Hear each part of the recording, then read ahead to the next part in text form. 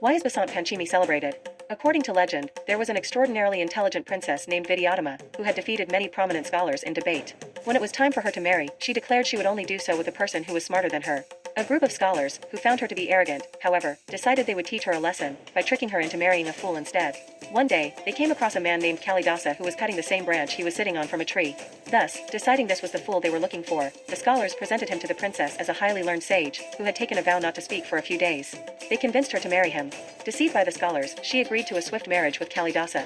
When Vidyottama inevitably discovered that Kalidasa wasn't the knowledgeable man she thought he was, she threw him out of the palace. Dejected and ashamed, Kalidasa was determined to end his life, but was stopped by the goddess Saraswati, who had appeared and directed him to take a dip in the nearby river instead. Following her instruction, he submerged himself into the water.